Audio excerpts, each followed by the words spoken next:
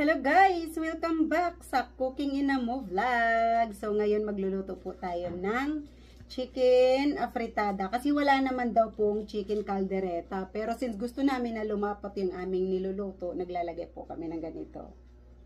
Ng liver spread. So ayan, tara guys, magluluto na naman tayo ng hapunan.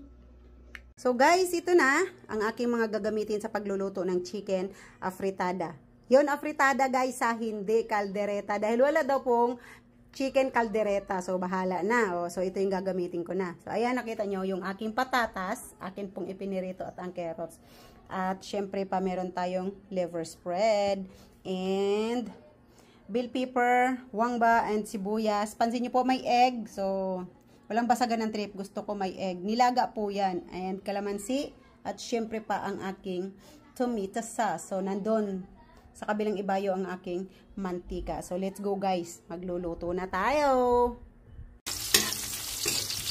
So, guys, ayan, kumukulo na ang ating chicken afritada. Ayan. So, kita nyo po, hindi siya malapot. Pero lalapot po yan siya mamaya kasi lalagyan ko nga po yan siya ng liver spread. Ayan. So, guys, ayan na. Ang ganda na ng kulay ng aking chicken afritada. So, ayan. O, diba?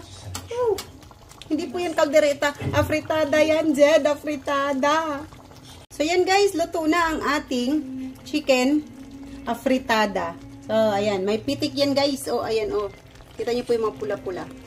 Nilagyan ko po ng siling labuyo para may pitik. At napansin nyo din po, 4 na lang yung itlog. Kinain ko po yung isa. Sorry. So guys, see you sa next cooking ng Inamo Vlog!